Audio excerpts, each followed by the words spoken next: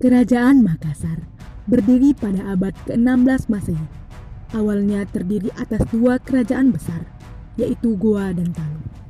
Kemudian, kedua kerajaan ini bersatu di bawah pimpinan Raja Goa, yaitu Daeng Mandrapura.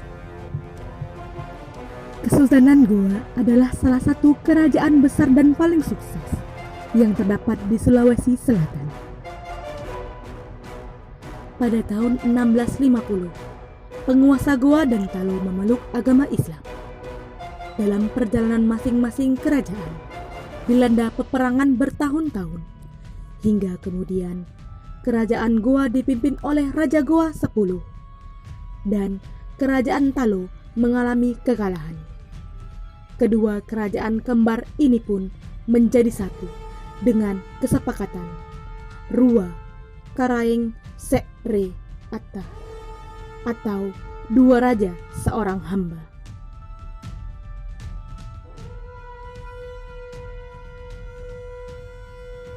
Seiring berjalannya waktu, Raja Goa Talu pertama adalah Karaeng Maktowaya dengan nama Islam Tumamenangana Riagamana Sultan Alauddin, memeluk agama Islam dan menyebarkan Islam secara luas di Makassar.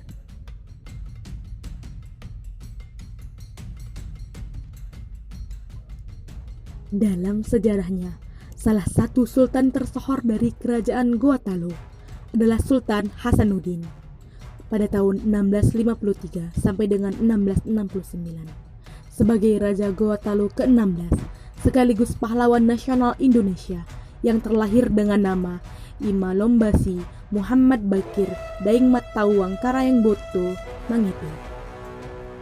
Ia berhasil memperluas pengaruh kerajaan Makassar sampai ke Matos, Balukamba, Mondar, Sulawesi Utara, Luwu, Butan, Selayar, Sumbawa, dan Lombok.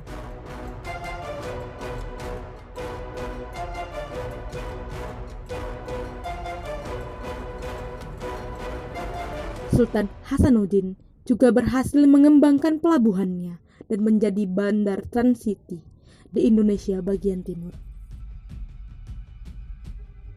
Hubungan antara VOC dengan kerajaan Goa Talu, yaitu pada Perang Makassar yang terjadi pada 1666 sampai dengan 1669. Pada masa pemerintahan Sultan Hasanuddin, Kesultanan Goa Talu terlibat perang besar dengan VOC yang terkenal dengan nama Perang Makassar. Perang ini termasuk perang terbesar yang dialami oleh VOC pada abad-abad tertentu, yaitu pada abad 17. Perang tersebut dilatar belakangi dengan cita-cita Sultan Hasanuddin menjadikan Makassar sebagai pusat kegiatan perdagangan di Indonesia bagian timur.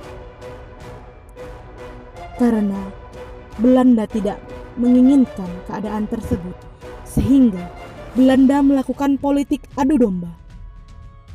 Karena terjadi desakan dalam perang melawan Sultan Hasanuddin, Belanda berupaya menghasut Arupalaka dari kerajaan Boni untuk menghancurkan kerajaan Makassar, sehingga Arupalaka termakan oleh hasutan Belanda.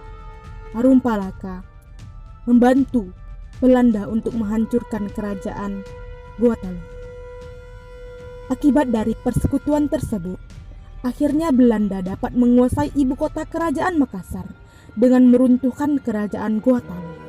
Dan secara paksa, kerajaan Makassar harus mengakui kekalahannya dengan menandatangani perjanjian Bongaya pada tahun 1667. Akibat dari pertempuran yang dilakukan VOC dengan kerajaan Makassar dan kerajaan Makassar mengalami kekalahan, maka kerajaan Makassar dipaksa oleh VOC untuk menandatangani atau menyetujui sebuah perjanjian perdamaian. Perjanjian itu dilakukan di desa Bongaya pada tahun 1667, sehingga nama perjanjiannya lebih dikenal dengan Perjanjian Bongaya. Isi dari perjanjian Bongaya yang disepakati oleh VOC dengan Sultan Hasanuddin, yaitu VOC menguasai monopoli perdagangan di Sulawesi Selatan dan Sulawesi Tenggara. Makassar harus melepaskan seluruh daerah bawahannya di luar daerahnya seperti Sopeng, Luwu, Wajo, dan Bone. Aru Palaka dikukuhkan sebagai Raja Bone. Pendirian benteng VOC. Makassar harus menyerahkan seluruh benteng-bentengnya. Makassar harus membayar biaya perang dalam bentuk hasil bumi kepada VOC setiap tahunnya. Tentu saja, perjanjian Bongayan yang dilakukan VOC dengan Kesultanan Makassar sangat merugikan rakyat Indonesia, terlebih di Makassar, dan politik adu domba Belanda terhadap Sultan Hasanuddin dan Aru Palaka yang telah menghancurkan persatuan rakyat di Makassar.